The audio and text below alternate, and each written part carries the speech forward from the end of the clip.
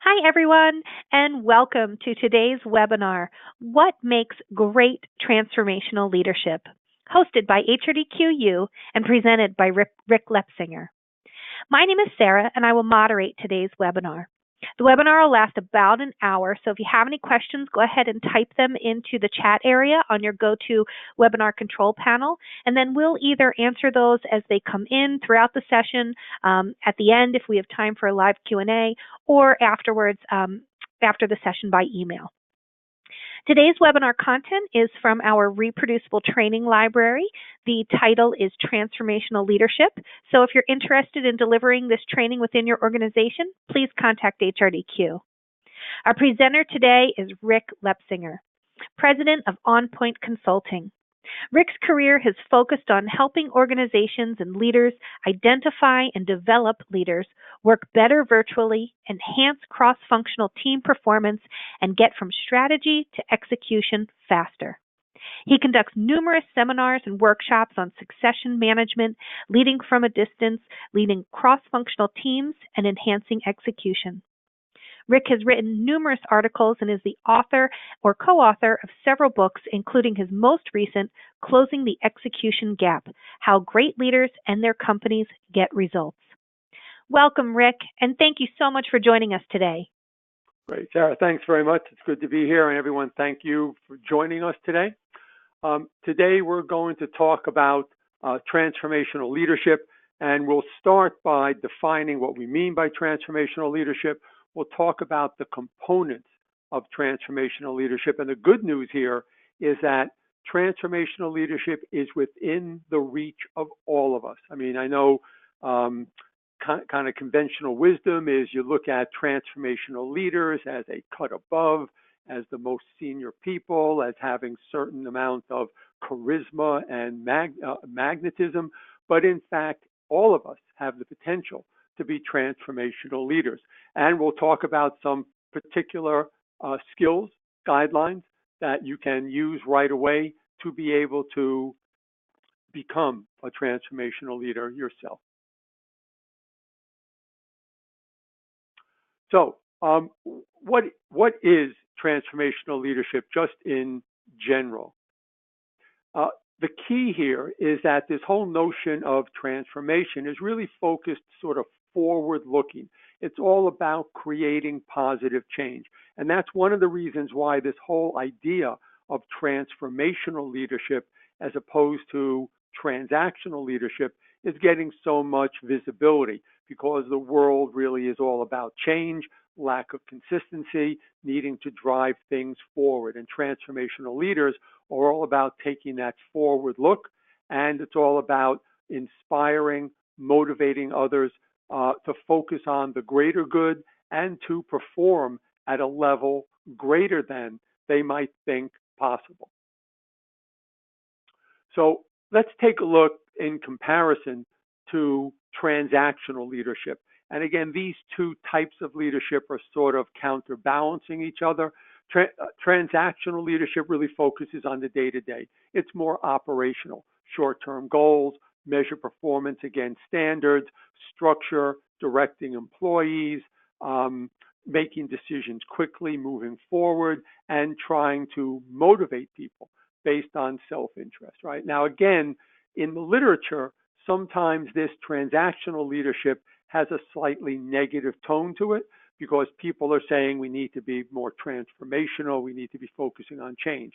And I agree that transformational leadership is important, but that's not to imply that transactional leadership does not have a very important role to play. As a matter of fact, in an ideal world, each of us would be able to live in both worlds and be able to focus on the transactional elements of the job when necessary and the transformational elements of the job when required.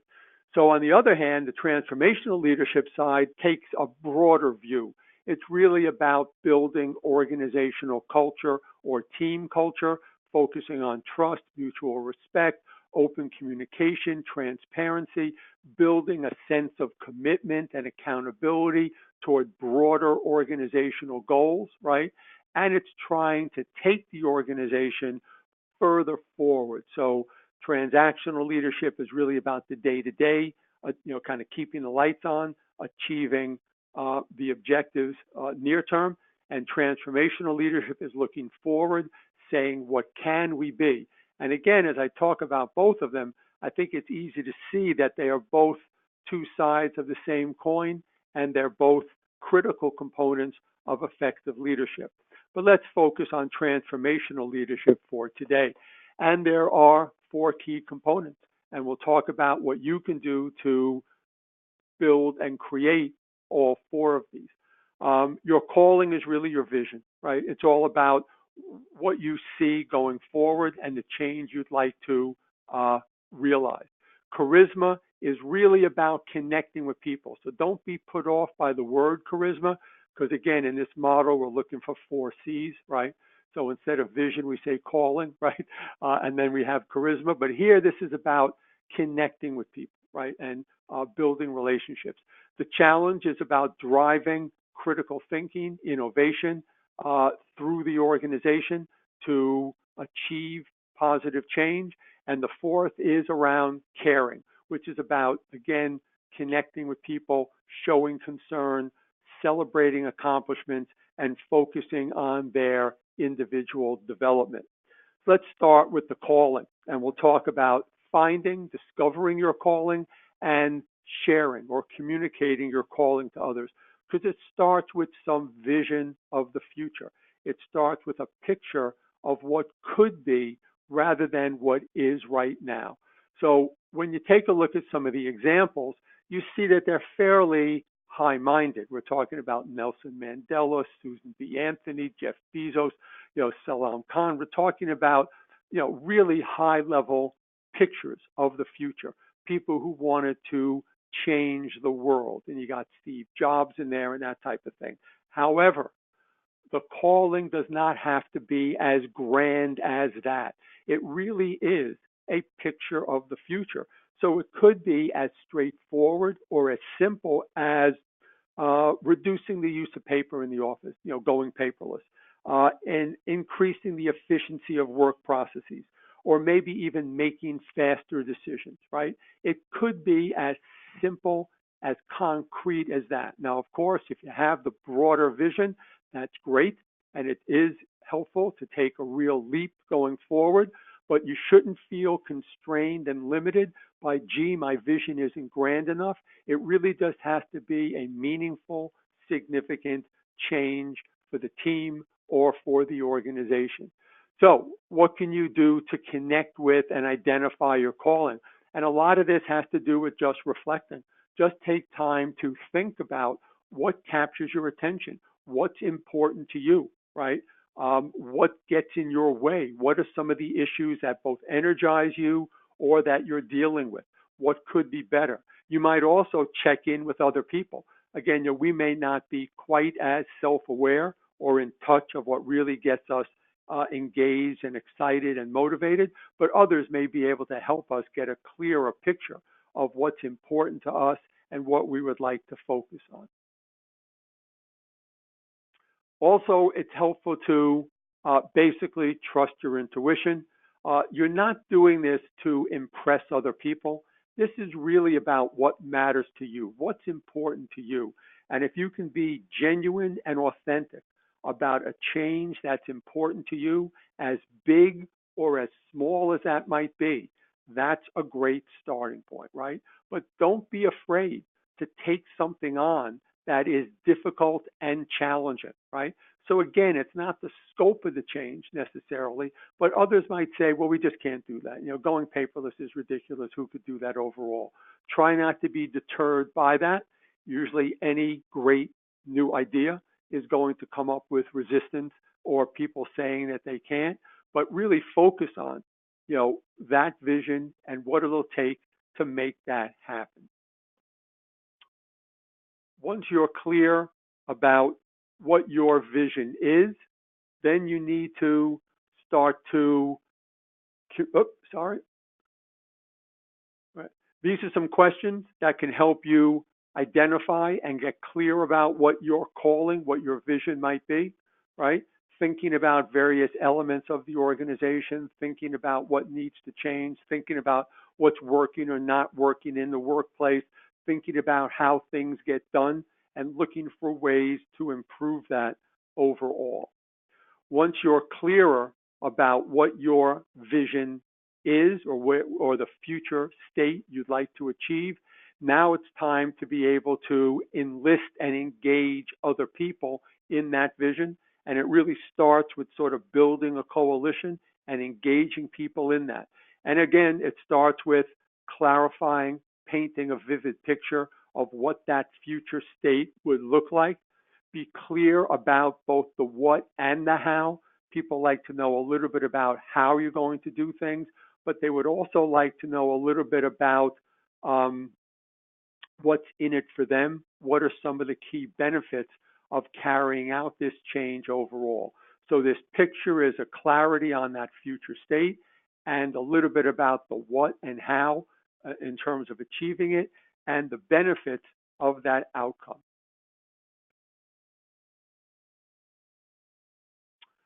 Related to this, it's about, again, gaining people's buy-in, enlisting them in the vision, and here, involving people in shaping and carrying out the calling is a critical component.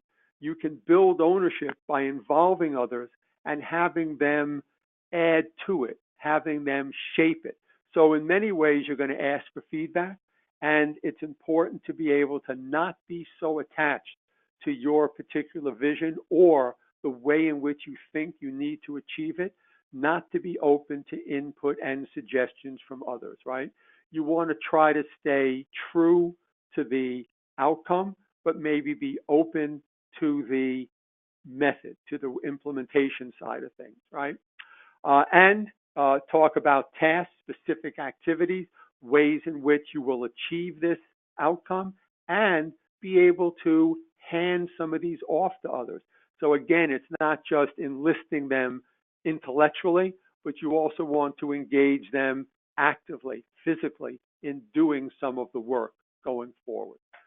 One thing you can count on is that you can expect to get resistance, but again, not to let that deter you, because again, most new ideas, you can expect people to prefer to stay the way they are, especially if they're not clear about the benefits. But hang in, stay with it, focus on describing what that future point may be, what some of those problems and shortcomings are in the current situation, and what are some of the things that might make people feel defensive, so you can address those. It's also helpful to be willing to compromise. So you want to stay firm or clear or maintain your conviction on the outcome, but you also want to be flexible and responsive on the methodology, on the journey, on the path toward achieving that outcome, because there may be more than one way to get where you want to go, right? And of course, stay focused on the positives and be patient, right? It's going to take a little bit of time, but people may need to hear the same message several times before they really understand and are ready to adopt it. Let's take a moment to test your knowledge, and we'll have a few of these during the course of the session today, so it's not just me talking at you, but which of these is the least effective when you're trying to enlist support for your calling?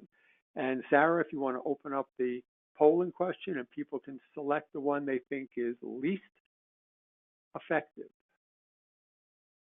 So we'll leave that open for a little bit till we get about 75% of the people. And Sarah, you can close at any time we get like more than half or close to 75.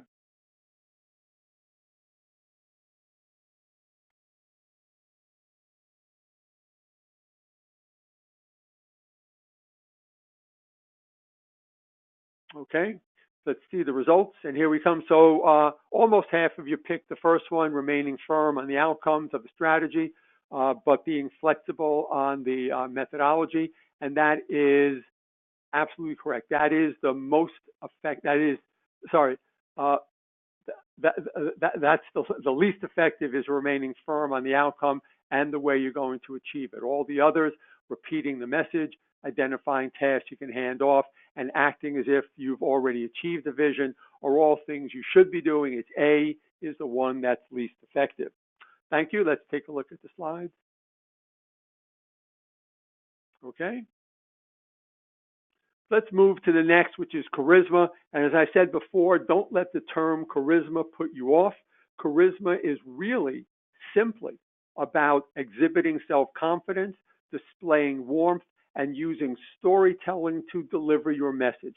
And all of us are capable of demonstrating some degree of charisma. With some people, it comes more naturally than with others, but all of us are capable of demonstrating this behavior. So again, we tend to think of charisma as an innate quality, but it really isn't. It really is learned behaviors. But then once again, there are some people who are just naturally charismatic, but what they're doing are demonstrating the behaviors that I'm going to talk to you about. So for them, it might come naturally. For others, it may be more of a learned skill. And this is all about making an impression by believing in yourselves and believing in others, by leading by example, and exhibiting self-confidence, displaying warmth, and using stories to deliver your message rather than just laying out facts and data overall. So when we talk about a strong presence, it's both tangible and intangible. On the tangible side, it's sort of the way people perceive you in terms of standing or sitting up straight, expressive gestures, and in some way generating or radiating high energy. Now here it says speaking and moving quickly, but again, it's really with more confidence, right? It's not necessarily fast, but it is with confidence and conviction overall. The intangibles have to do with positive emotions, being enthusiastic, being optimistic.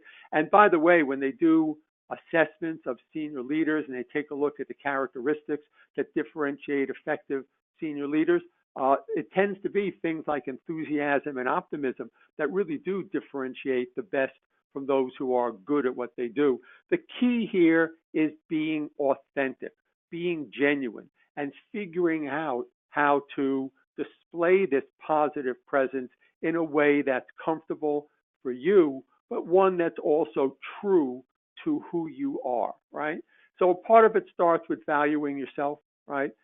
It's understanding your self-worth, what it is you bring to the party in terms of your talent, your intellect, your capabilities.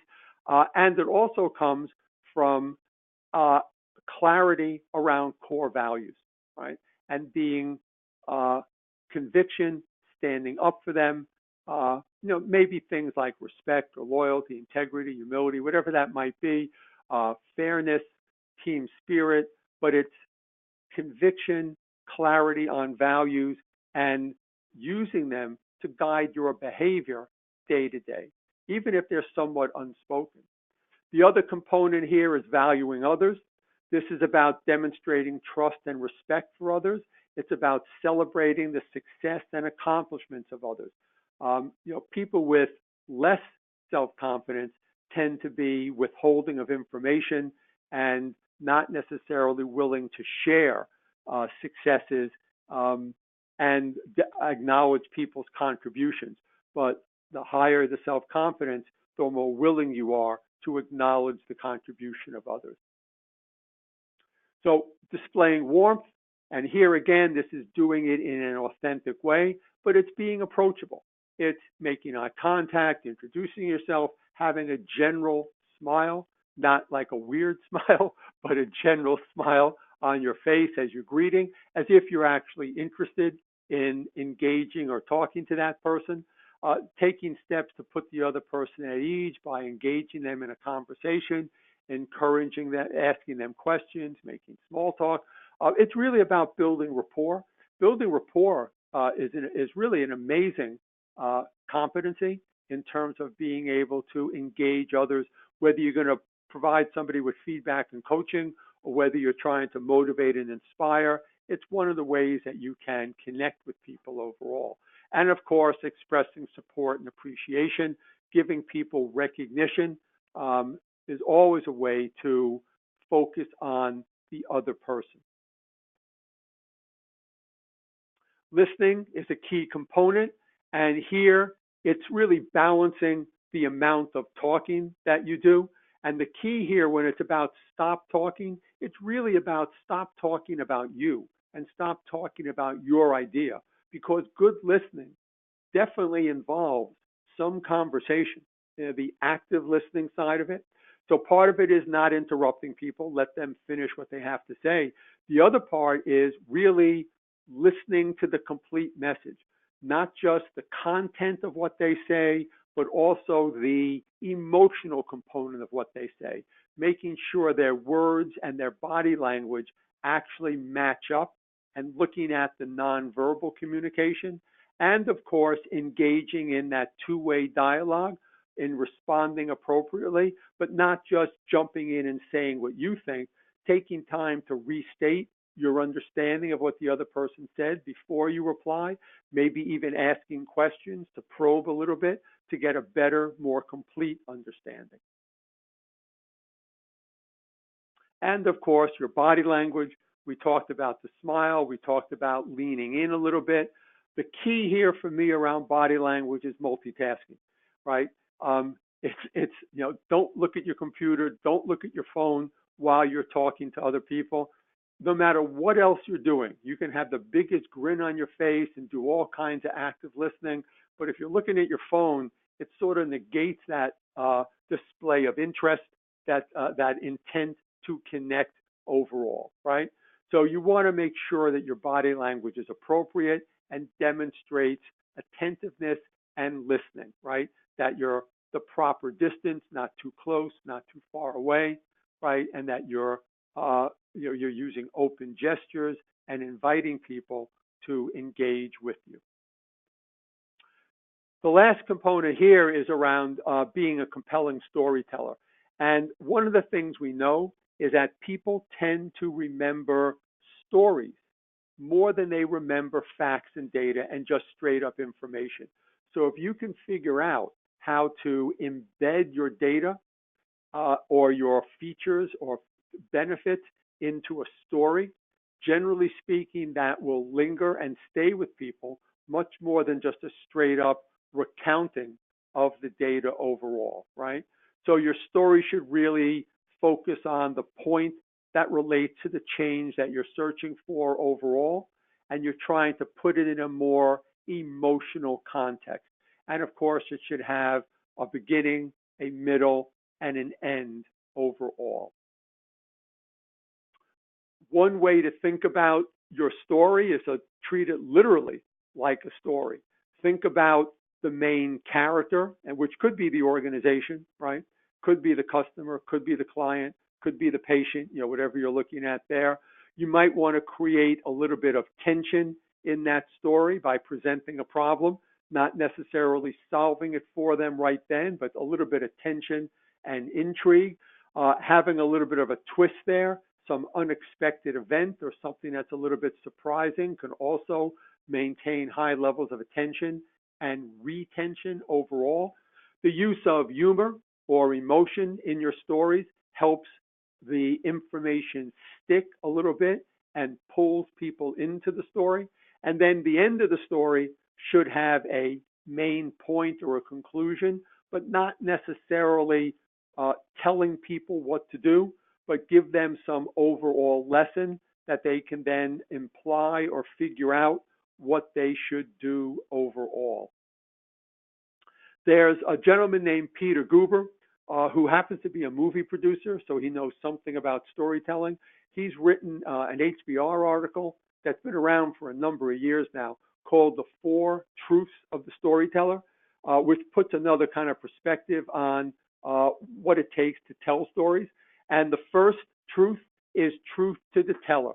It's about being honest and authentic. And that's one of the themes in general about being a transformational leader: authenticity and being true to yourself. You're not putting on a persona. So this story that you're telling is one that has meaning for you and reflects your values, and one in which you're able to, in a authentic way, share your emotions related to this vision and or this outcome. The truth to the audience, and this is about understanding the audience in terms of what they know, what they care about, what's important to them, and then crafting the story that resonates and meets those needs overall, right? So you're satisfying two elements. There's a certain factual side to the story, but you're also satisfying an emotional component. The third is truth to the moment. You want to tailor the story to the situation. Try not to tell the exact same story the exact same way in every situation, but you want to make sure that you're prepared, but you also want to be ready to drop the script and improvise based on the situation or the audience, but still keeping that direction in mind and relating the story to that outcome and that moment and that audience. And the last is about truth to the mission, the overall value proposition, one that's actually worthy of this audience. You want to make sure that your story resonates with meaning, with passion overall. And that doesn't mean that you have to be hyper energetic necessarily, but it's the way in which you tell the story. It's how you connect the values of your story with the values of the audience, with the mission overall, right? And express your values, and it's really a call to action where you're asking others to adopt and embrace your values, your direction, the calling that you envision. So let's test your knowledge here. And which of the following behaviors increase charisma? Which of these increase charisma? So take a look and identify the ones that increase charisma.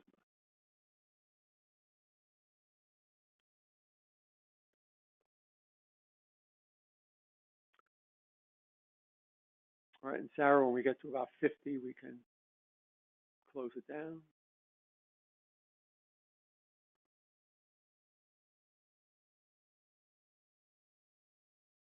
Okay, and 85% of you picked D, and in fact, that is the correct answer.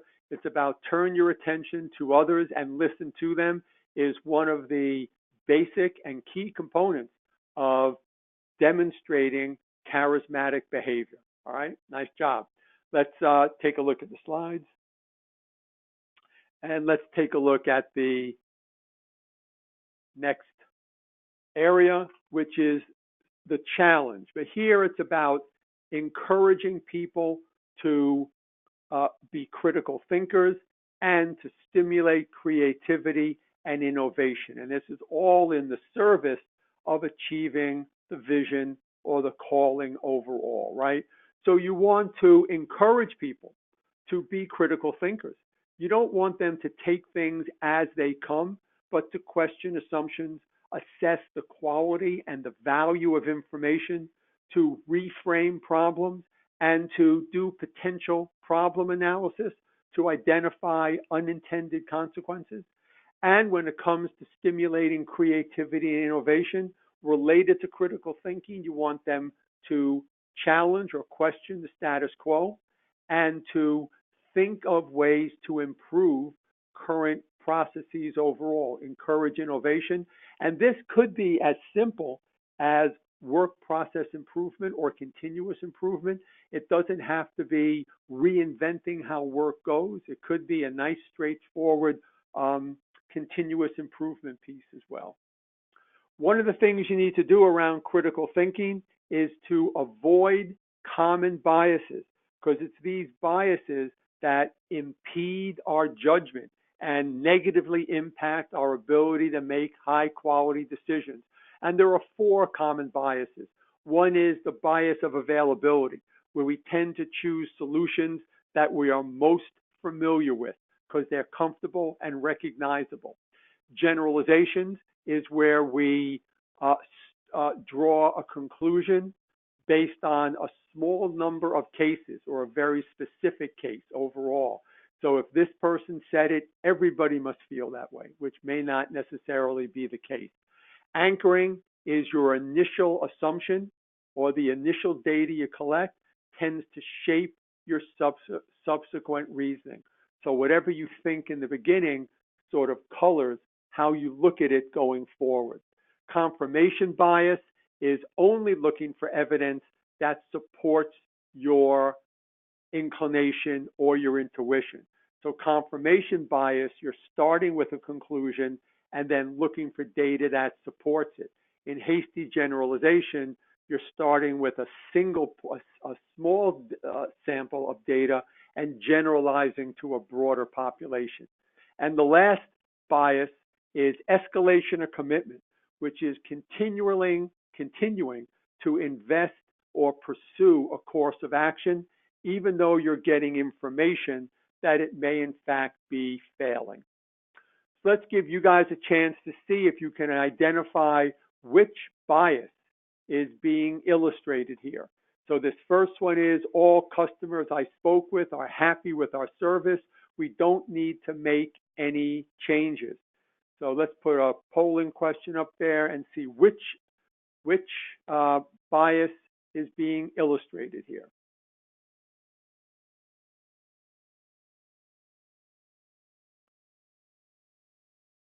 And let's take a look as soon as we get over 50.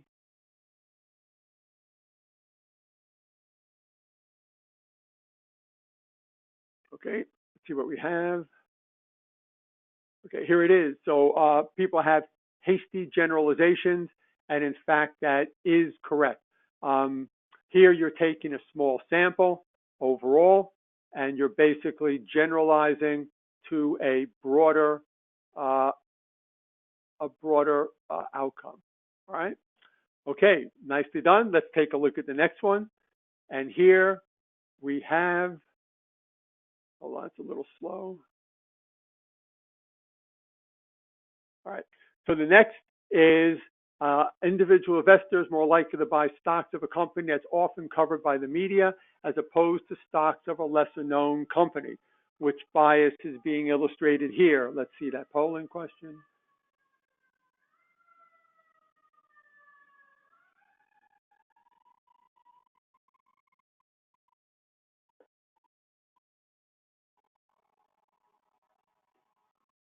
Okay, what do we got? Okay, and 41%, most of you picked availability, and that is in fact the correct response. Let's take a look at the screen. Availability, it's familiar, it's recognizable, right? We know what's going on there, so we tend to choose it overall, right? Let's take a look at the third one. An employer who believes that a job applicant is highly intelligent focuses on information that's consistent with that belief. Let's see the polling question. And which bias is that?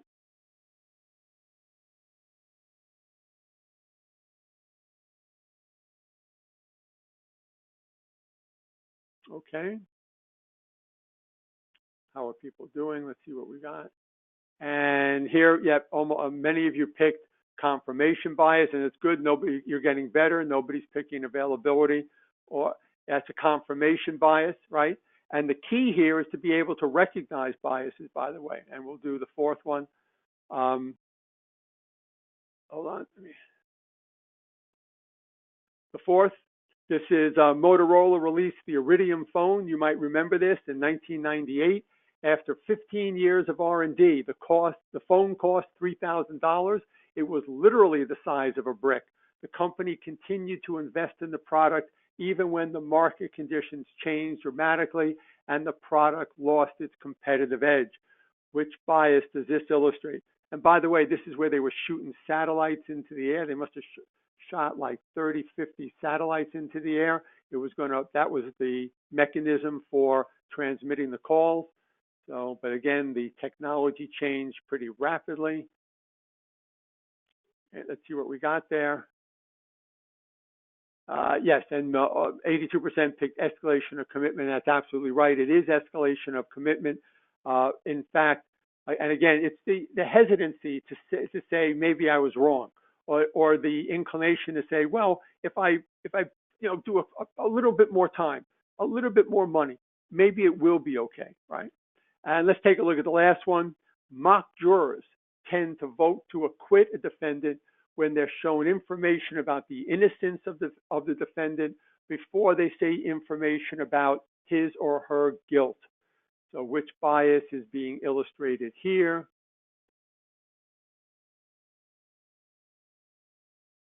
If you're tracking it, there's one left. All right, what do we got there? And anchoring, yes, 65. This is around anchoring. If it was hasty generalizations, it'd be going from just a small sample of data. If it was confirmation, it would be kind of just looking for data to support your previously held conviction. This is about kind of being anchored to just color your rest of your view of the issue overall. The key here around biases is not so much that you can change or eliminate your biases. The key is to be aware of your biases and understand when they are a problem. Because sometimes biases help you sort through information and they can be helpful, but sometimes they can be a problem. One key thing is to just question assumptions, right? Ask questions, ask a lot of why questions. And here you see an example that's called questioning to the void. Keep asking why questions until you can really get down to the root cause or the key foundational assumption overall. You also want to make sure that you're differentiating between facts and opinions. Assumptions that are based on opinions can be a problem. Now, again, in today's world, we're even not sure what facts are anymore, but generally one would believe that facts are something that can be confirmed and validated and proven, and opinions are just more my point of view, not necessarily based on any real information or data overall. Be careful of absolutes, always, never, everyone, because that really, it's unlikely that anything is always, never, or everyone. And get input from third parties, outsiders. They have a different or fresh point of view overall. You also want to assess the value and importance of the information overall, the value and the quality of the information. And a couple of key questions you can use are related to ask what the source is. Where did it come from and how dependable is that source? Is the information very specific or is it vague? Is it based on a broader and narrow perspective? And is anything being omitted? That era of omission can make data look very, very different just by leaving out a couple of key components. So you want to make sure that you're questioning the validity and the quality and the usefulness of the information. It also helps to reframe issues overall. It kind of gives a different perspective on the problem, helps you look at it a little bit differently, and opens up your thinking to approach it in a different way. And it helps overcome biases because you're now thinking about it and looking at it through a different lens, right? It's also helpful to do a potential problem analysis when you're looking at choices and options, because when you're making decisions, it's not just about the positive aspects of your choice, but every choice also has a downside. So you want to make sure that you're surfacing unintended consequences or potential problems. And a couple of key questions is really just, what could go wrong here, right? What would happen if, what could happen that we don't want to happen? What can we do to minimize the chances of those things happening, right? So you're trying to think about what could go wrong here, what's the probability of that event occurring, and what might you be able to do to address it should it occur. When it comes to creating, stimulating creativity and innovation, it's all about encouraging people to take risks, and to be bold in looking at the status quo. So you want them to question the status quo overall, not to accept things as they currently are. And once again, this for me is as much modest, continuous improvement, small changes.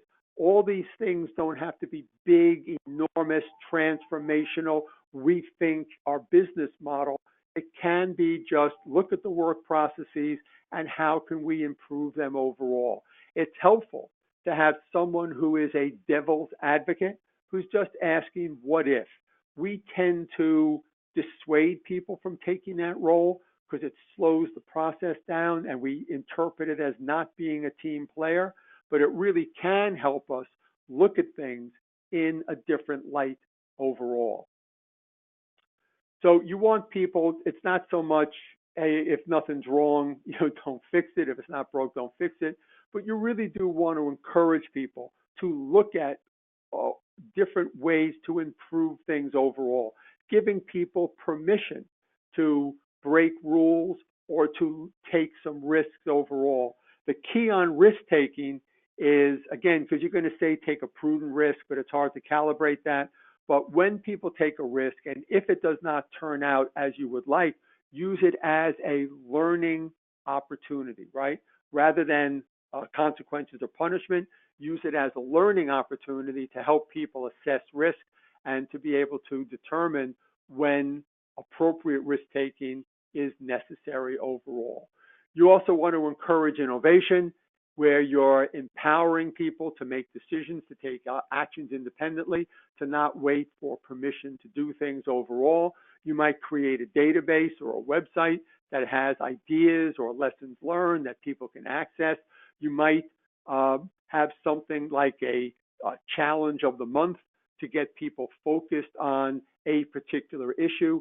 Things like action learning are nice ways to get people focused on a problem that's a real business issue and focusing on coming up with a real solution. Other games, other activities can also create innovative environment overall. Holding meetings in unusual places, encouraging cross-training, mixing it up socially. All these things are getting people to see the world differently, to get out of their comfort zones, and to think a bit differently in general. So let's test your knowledge in this area overall. Which of the following is true of the process of critical thinking? All right, so let's see that. Okay, which is true?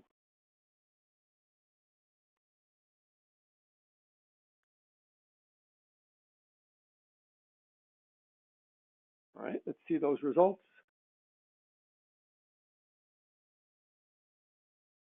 Yes, you guys are very good, and it is B. The accuracy of your conclusions depends on the quality of your information. That is absolutely correct. All right.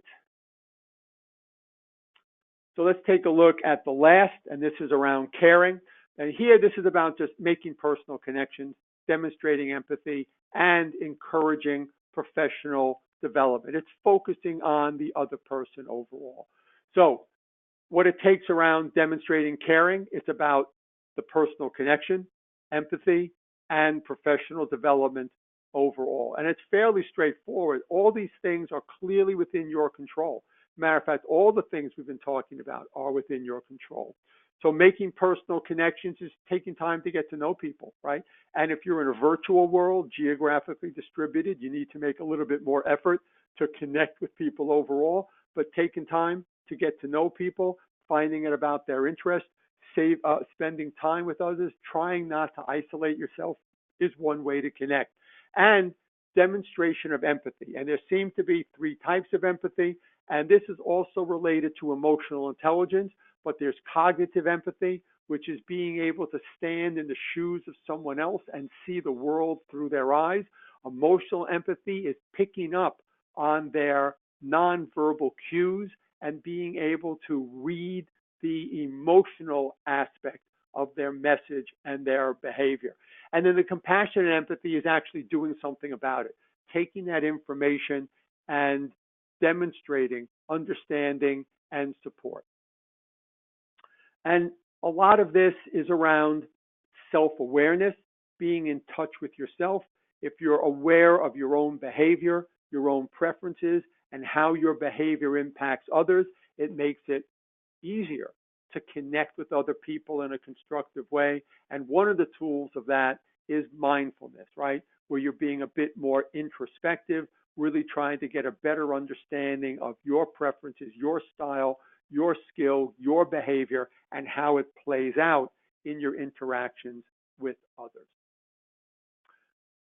Developing others is a key component here. And again, this, especially if you're a manager, is you have a lot of opportunities here around encouraging people to take training, on the job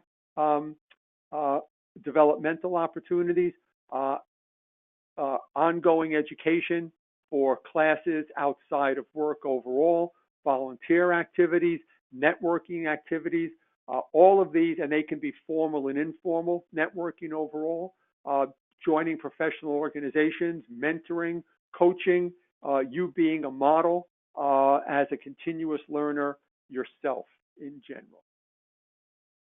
All right, and then of course, having a formal individual development plan where it's not just sort of random developmental activities, but where you've sat down with the person, identified a couple of areas that they'd like to enhance or develop further, and then be able to set specific goals and specific activities that would then achieve those goals, and then periodically meeting to measure progress and accomplishments and provide guidance, coaching, mentoring, and counseling. Let's test your knowledge here. And this is the ability to see the world through someone else's eyes, is the definition of which type of empathy.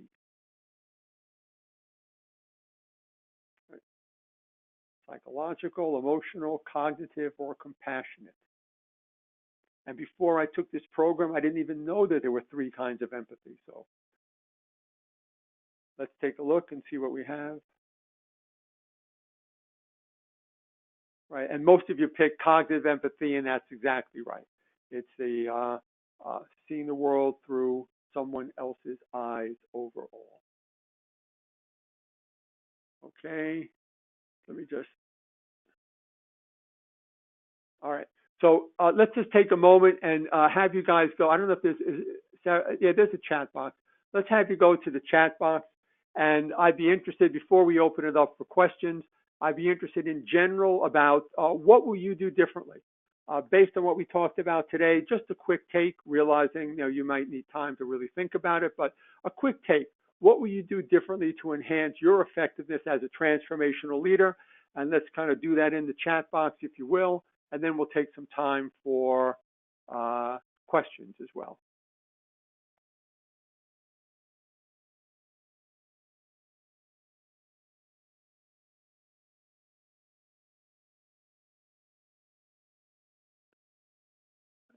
And Sarah, I may not be able to see them, so you may have to. Yep, I was just going to ask if you could see those. So it's in the questions area for you, Rick, but I can see some themes are coming up here. We have a lot of people are saying listening, listening more, better listener. And then a couple are saying things around mindfulness, being present, focus on another person. We have some interest in the storytelling that you talked about, and stimulating critical thinking is coming up. And then I would say the last theme I'm seeing here in all these responses is the emotional intelligence, and that's coming out as well as a lot of people are commenting on that. Right, and I think the thing that's important about the things that you're listing there, folks, is that all those things are within your power, you're capable. Those are behaviors that you can control. Those are things that you can make happen. So this journey to being a transformational leader is within, all of us can actually make that happen. It's not really just reserved for some super beings. These are things that we can, in fact, do. They're behaviors that we can actually learn overall. Okay, so Sarah, I'm going to turn it over to you. Sure. Yep. We've got we do have time for some questions, so go ahead and send those questions in. And while we're waiting for the questions to come in, I just want to share with you a little bit about HRDQ, and then Rick, you can actually cover those best practices if you want to, and we start that Q&A. Okay. If that makes sense. Sure. You can So chime in just on some of those. the best practices we've been talking about. It starts with getting clear about your vision. What is it that drives your passion and your energy? And that's really what we mean by it overall. And then to be able to engage and enlist people in that vision and help them make it its own. Self-confidence. And self-confidence can come if you believe in what you're saying in terms of where the organization needs to be or what the improvement might be or what the change might be. It's easier to be confident about it overall. Demonstrate an interest in others, because again, even if it's self-serving, you need other people to achieve that vision and that calling. But a genuine interest in others can contribute to engaging and enlisting them. Talked about stories. Stories are a great way to get information and ideas across. People tend to remember them more than just the data on its own. You want to encourage people to demonstrate curiosity, to demonstrate creativity related to achieving positive change. It's critical thinking. It's innovative ideas overall. It's all about inspiring and motivating others, and that's where the connecting with people goes a long way. The extent to which you're in touch with not just your feelings, but your behavior and how it plays out and impacts others. This notion of emotional intelligence is a key component of transformational leadership. And of course, the whole idea of continuous learning, continuous growth is what transformational leadership is about, that continuous change, continuous development going forward. All right. Okay, Sarah, so over to you. Great. So we have an interesting comment that came in that I thought the audience also might relate to. But Tricia here says that she's not a manager, but she is a teacher, and this information is perfect to use in a classroom, especially to listen and to be mindful. And so she appreciates those. Those recommendations. Yeah, good. So our first question here coming in is around the calling you were just sort of speaking about. What if I don't have an exciting calling? How do I engage others in a more routine kind of vision? Yeah, and that's the key. The key here is, and just to emphasize, it doesn't have to be a big deal, glow in the dark kind of a vision. It can be a very basic, fundamental kind of change that you're moving. I think the key here is this notion of benefits, help people understand what's in it for them personally, as well as how this would benefit the team or the company or the organization overall, and involving people, getting their input, and making them part of the implementation. So it's not just, hey, let's do it to you, but getting them engaged in an active physical way, not just a mental way, I think can really bridge the gap. Also, if it's important, it can be important and be small. It doesn't have to be big to be important. So, getting people engaged in smaller things that are really important can be very powerful as well. Good. We have some questions around empathy. This one kind of summarizes it nicely. How can you become more empathetic if it's just not in your natural tendency? Right. Okay. Well, this is so some of us are naturally empathetic. That's true. Some of us just really are able to relate, connect, identify, and are sympathetic, empathetic, and really want to listen to other people. And it comes naturally to them. For others of us, not so much. So the key here is to understand that people are necessary to implement the change. Once you get that people are necessary and that you can't do it by yourself, then the idea is, what do I need to do to engage people overall? So in the beginning, taking time, we say to you, it's helpful to listen. So in the beginning, you're going to listen because I told you to. You're going to listen because, somebody said that's a good thing to do. But over time, you'll actually discover that listening is really helpful.